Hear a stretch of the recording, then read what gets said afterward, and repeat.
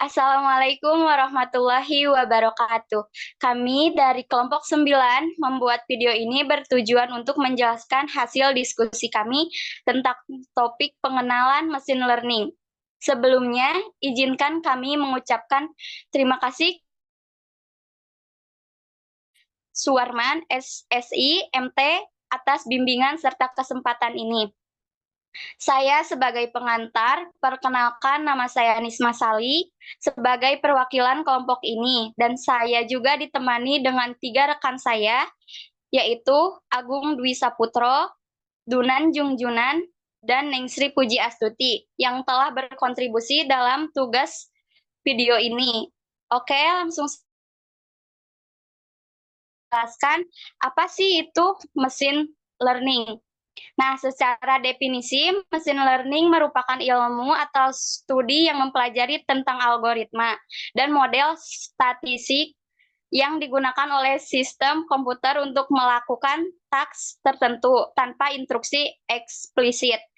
Mesin learning bergantung pada pola dan kesimpulan. Mesin learning juga atau adalah ilmu komputer yang bisa bekerja tanpa diprogram secara eksplisit. Banyak peneliti berpikir bagaimana cara untuk membuat kemajuan menuju AI terhadap tingkat manusia. Mesin learning ini merupakan kecerdasan buatan yang mempelajari bagaimana membuat data. Mesin learning ini biasa disingkat dengan ML. Ini dibutuhkan untuk menerapkan teknik dalam menemukan masalah baru. Sekian dari saya, materi selanjutnya akan dilanjutkan oleh rekan saya. Oke, baik, terima kasih.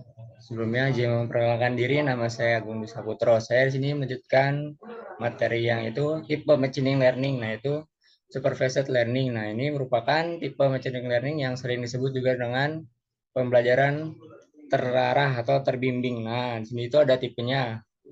Tipe ini itu dilakukan dengan menggunakan dua jenis data, yaitu data letih dan data uji, di mana data letih ini memiliki label atau kelas.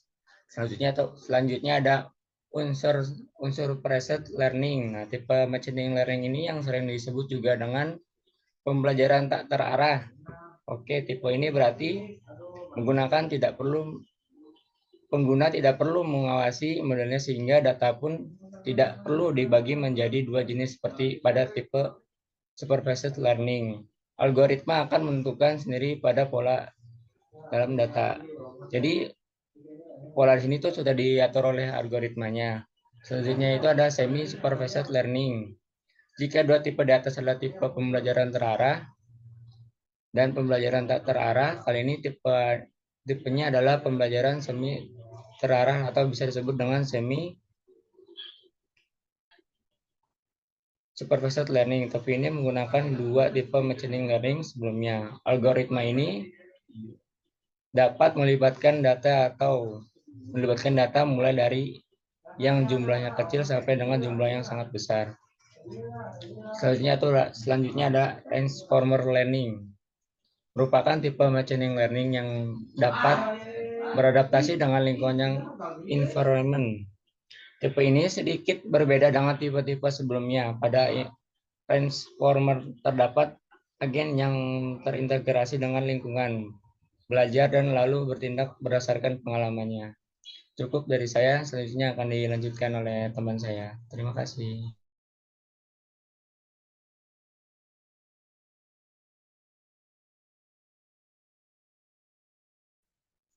Baik, terima kasih. Sebelumnya, perkenalkan nama saya Ningsri Puji Astuti. Saya di sini akan menjelaskan tentang langkah-langkah dalam proyek machine learning. Di sini ada beberapa langkah-langkah dalam proyek machine learning. Yang pertama ada identifikasi masalah. Yang kedua ada mengumpulkan data dan mempersiapkan data.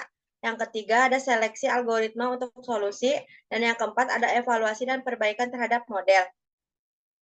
Terima kasih. Perkenalkan, nama saya Ningsri Puji Astuti. Saya di sini akan menjelaskan tentang langkah-langkah dalam proyek machine learning. Di sini ada beberapa langkah-langkah proyek machine learning sebagai berikut. 1. Identifikasi masalah. Tahapan pertama dalam proses machine learning yaitu harus mampu mendeteksi dan memilah masalah yang ada di dalam programnya. Apa saja masalah atau tujuan yang hendak dicapai dengan proses machine learning ini? 2. Mengumpulkan dan mempersiapkan data. Langkah selanjutnya dalam proses machine learning yaitu mengumpulkan dan mempersiapkan data yang diperlukan untuk melatih model. Semakin banyak dan berkualitas data yang dimiliki, maka performa dari machine learning akan semakin baik. 3. Seleksi algoritma. Di tahap selanjutnya adalah membuat model data. Tahapan ini melibatkan pemilihan algoritma dan representasi data yang sesuai dalam bentuk model. Data yang disiapkan dibagi menjadi 2 bagian, yaitu data training dan testing. Data training digunakan untuk pengembangan model dan data testing digunakan sebagai referensi. Hal ini bermanfaat untuk mendapatkan feedback dari input, proses, serta output yang dipakai. Idealnya untuk mendapatkan model terbaik, maka semua algoritma yang tersedia di tools tersebut harus dicoba untuk mendapatkan model terbaik. Dan yang terakhir ada evaluasi dan perbaikan terhadap model. Setelah memiliki model machine learning, dan model tersebut dapat digunakan untuk memprediksi data tes. Langkah terakhir adalah kita harus menganalisa performa model dan melakukan evaluasi dari model tersebut. Untuk menguji keakuratan performa dari model, digunakan data testing atau data uji. Ini akan menentukan keakuratan suatu algoritma yang telah diseleksi pada tahap selanjutnya.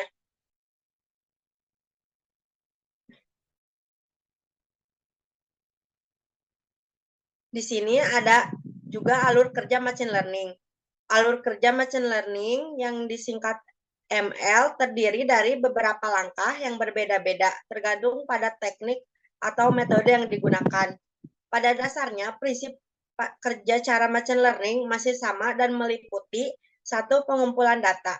Pengumpulan data yang relevan dengan masalah yang dihadapi. 2. Persiapan data, membersihkan data untuk menghapus kesalahan atau inkonsistensi. 3. Pemilihan model, pembelajaran mesin yang sesuai untuk menyelesaikan kasus yang dihadapi. 4. Pelatihan model, model pembelajaran mesin dilatih dengan data yang sudah disiapkan sebelumnya. Nah, yang terakhir ada evaluasi, proses evaluasi untuk menentukan seberapa baik performa mesin tersebut. Sekian dari saya, akan dilanjutkan oleh rekan saya. Terima kasih.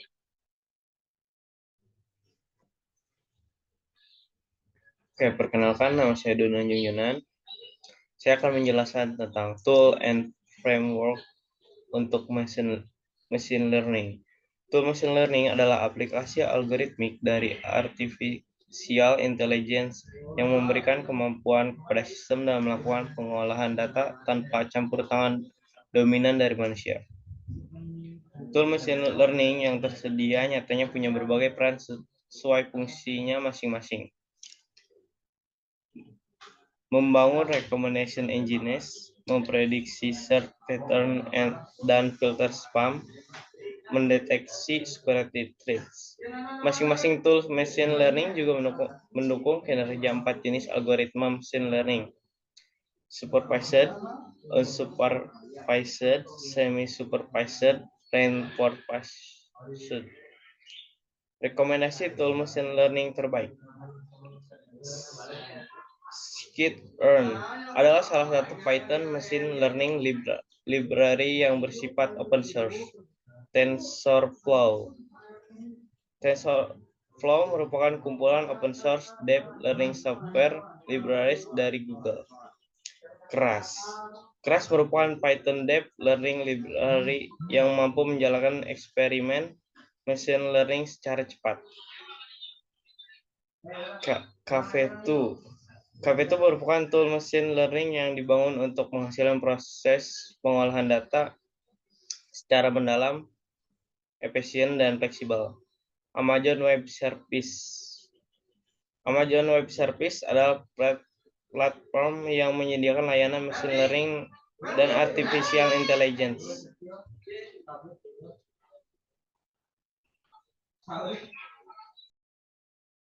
Dari machine learning adalah teknologi yang semakin berkembang pesat dan membawa perubahan besar di berbagai bidang.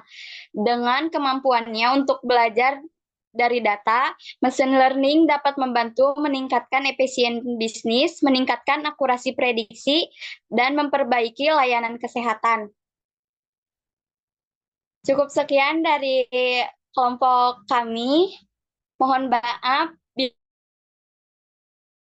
Wassalamualaikum warahmatullahi wabarakatuh. Waalaikumsalam warahmatullahi wabarakatuh. Sip, sip, sip, sip.